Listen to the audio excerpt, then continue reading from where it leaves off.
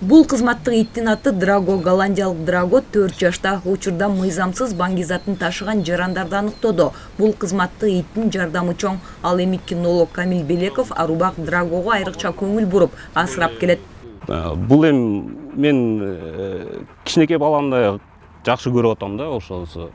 Кинолог Камил Белеков 20 жылдан бери кызматтык иттер менен иш алып барат. Бүгүн дагы атайын унага катылган баңгизатын табууда. Драго өз милдетин так аткарып, ээсинен ыраазычылык белегин алды. 2004-жылы киргем ишке. Ошондон бери иттер менен жүрөм, иттерге аябай кызыгам. Жаш кезимде иттерди жакшы көрчүмүн. Ошо профессиям ошондой болуп калды. Бул итим 5-чи үрөтүлгөн ит. Итти квартал сайын вакцинация кылат, глистование, бүт ветврач Бишкектен атайын келип, бүт эмесин процедурасын өтөт да. 2 саат эртең менен баштап күн ысыганча 2 саат дрессировка кылабыз, тренировка. Уже в принципе даярдалган ит, готовый эле ит. Тренировка эле кылабыз. Түштөн кийин 4 саат 5 саат күндө ушундай кетет. Анан кийин көбүнчөсү прогулка. Ички иштер министрлигинин баңгизаттарды мыйзамсыз жүгүртүүгө каршы күрөшүү кызматынын Талас облусу боюнча башкармалык кызматкерлеринин ыкчам иш алып баруусунун натыйжасында жыл башынан бери 23 кылмыш иши аныкталып, 5 килограмм 575 грамм баңгизаты табылган. Ушул 5 айда 19 болгон. Быйыл 5 айда 5 килограмм 576 баңгизаты алынса, былтыр 1 килограмм 276 алынган.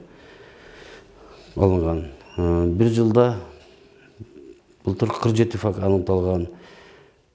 Биз Талас обласы да ар бир райондо атайын ушундай талааларда кара курай көп жапайы кара курай өзүлөт да. Ошондуктан операция МАКтын негизинде айыл өкмөттүн кызматкерлери менен бирдикте дайыма ошолорду жок кылуу боюнча иш-чаралар өтүп турат. Талас облусунда мыйзамсыз баңгизаттардын жүгүртүүнүн алдын алуу жана баңгизатына байланыштуу кылмыштарга бөгөт коюу аракетин чыңдоодо Япония өкмөтү колдоо көрсөтүп, башкармалыктын кызматкерлери жаңы имараттуу болушкан. Буга чейин биздин кызмат областтык ички иштер башкармалыгынын имаратында отурганбыз. Баардык кызматкерлер чоң бир кабинетте эле, шарттар бир аз кыйыныраак болчу. 2022 жылы оондун проектиси боюнча ошо Япония мамлекетинин өкмөтүнүн финансылык жардамы менен 2022 жылы ушул имарат курулуп, ичинде баардык жаңы орг техникалар менен, баардык шарттар менен бизге салынып берген.